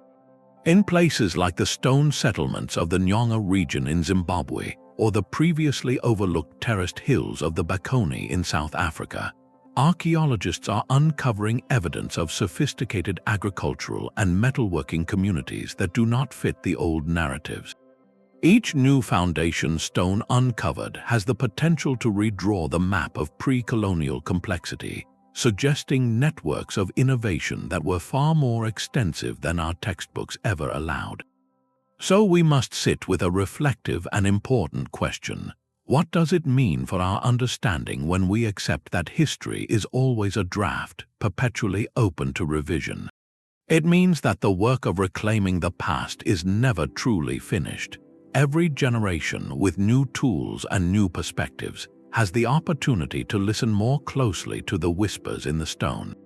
It transforms history from a monument we look up to into a collaborative project we are all a part of. The debates are not a weakness in the story. They are the sound of the story growing, deepening, and finally beginning to tell the full, magnificent truth. Erasing a continent from the world map distorts the entire globe. The story of Africa's stone fortresses does not end at its own shores. Its true significance ripples outward, demanding we redraw the very chart of human history. This is not merely about adding a missing African chapter to a familiar textbook. It is about realizing that the textbook itself is written on a false premise. Acknowledging these sophisticated, interconnected civilizations forces a seismic shift in our understanding of the medieval and early modern world, challenging the deeply ingrained Eurocentric timeline that presents human progress as a singular march from classical antiquity through the European Middle Ages to the Enlightenment. As global historians like John Hobson and Janet Abu-Lughod have argued, this traditional narrative is not just incomplete, it is a profound distortion that marginalizes the vibrant centers of innovation and exchange that flourished elsewhere. The most concrete example of this recontextualization is the Indian Ocean. For centuries, this vast maritime basin was the true center of medieval globalization, a dynamic network far more extensive and economically significant than the Mediterranean or the Baltic Seas of that era. And Africa was not on the periphery of this system, it was a central pillar. The gold from the Zimbabwe Plateau and West Africa fueled economies from Cairo to Canton. The ivory, timber, and other resources shipped from Swahili ports were essential commodities in a pan-Afro-Eurasian trade web. To write world history without recognizing the Indian Ocean as this central arena, and Africa as a key supplier and cultural participant, is to tell the story of a play while leaving out two of the main actors. This re-evaluation directly engages with one of history's biggest debates, often called the Great Divergence, which asks why Western Europe eventually came to dominate the globe after the 15th century. For a long time, the answer was framed as Europe's inherent superiority, but a more honest accounting, which includes the full weight of African and Asian economies, suggests a different path. The immense wealth generated by African gold and trade did not exist in a vacuum. It circulated, influencing the development of other regions. Some scholars posit that the very capital and resources drawn from global networks, including those anchored in Africa, may have provided a crucial foundation for the later economic transformations in Europe. This is not about assigning blame or reversing hierarchies, but about restoring a truthful picture of mutual connection and shared foundations.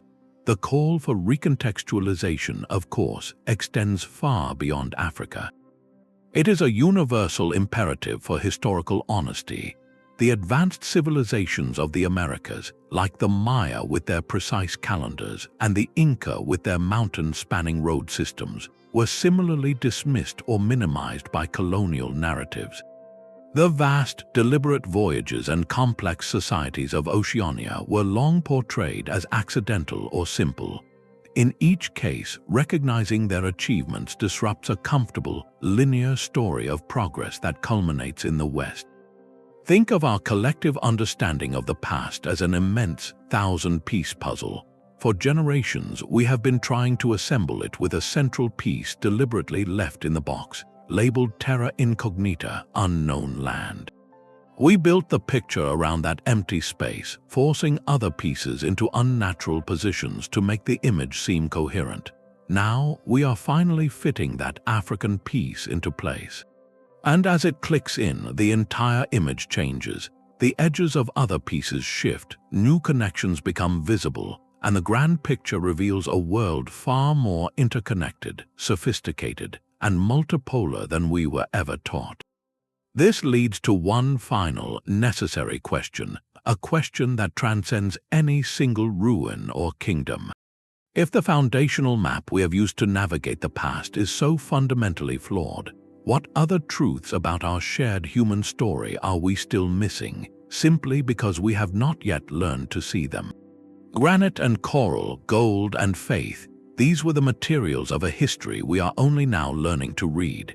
Our journey has taken us from the silent, imposing walls of Great Zimbabwe to the digital reconstructions that breathe life back into their courtyards, uncovering a past that was both deliberately obscured and magnificently real. These stone fortresses stand before us now not as unsolved mysteries, but as profound answers. They answer questions about sophisticated governance, with kings administering trade empires from terraced palaces. They answer questions about global connection, with fragments of porcelain mapping a world of exchange. And they answer questions about spiritual belief, with walls oriented to the heavens and towers raised to honor the ancestors. Each stone is a rebuttal to a silence that lasted for centuries. This reclamation is far more than an academic exercise. It is an active form of justice. It is the restoration of a voice, the mending of a fracture in a people's sense of themselves. To learn that your ancestors were engineers, astronomers, and global traders is not just to learn a fact, it is to inherit a legacy of capability. It is a source of empowerment for every student who sees their own reflection in that grand history. These ruins remind us, in the most literal way possible, that history is built. It is built by human hands choosing one stone over another, by communities investing in a shared vision of tomorrow. And just as those walls were constructed, so too are our narratives. We have the same choice those masons had, to build with integrity, to fit the pieces together with care, and to create a story that can bear the weight of truth. If this exploration has reshaped your understanding of the African past or of history itself, consider sharing this video. Passing on this story continues the vital conversation, challenging old silences with new voices. Subscribe for more journeys into the truths that time has buried but never erased. And we would love to hear from you. Which of these fortresses, from the labyrinth of Great Zimbabwe to the mountain refuge of Thaba Bosu, captivated your imagination the most? The colonial narrative has been thoroughly challenged. Now, the task of writing a fuller, fairer, and more awe-inspiring story belongs to all of us.